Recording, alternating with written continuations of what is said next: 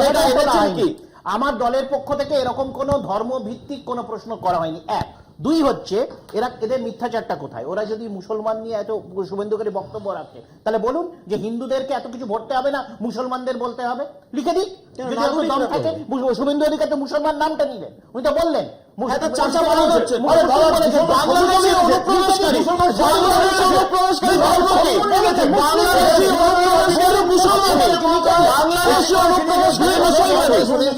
দুই হচ্ছে তুমি জানবে এই বিহারের এসআইআর এ একটা আমরা তথ্য পেয়েছিলাম যে একজন ব্যক্তি তার 144 জন সন্তান এবং যে ব্যক্তি তার বড় ছেলের বয়স হচ্ছে 74 এবং তার নিজের বয়স হচ্ছে 56।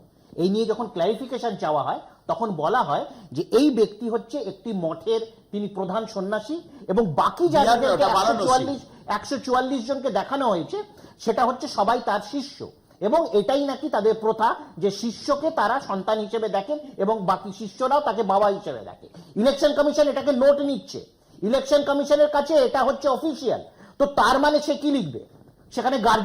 গার্জেন লিখবে না বাবা লিখবে? তো এই যে বলছে অরফানেজ, যারা যে অনাথ আশ্রম, অনাথ আশ্রমের বাচ্চাদের কিভাবে এপিক কার্ড তৈরি হবে, এসআইআর এ তারা কিভাবে নাম ওঠাবে? জানে না, অর্থাৎ না রাজনীতি করার অভিজ্ঞতা আছে না মানুষ। আলোচনাতে ফিরে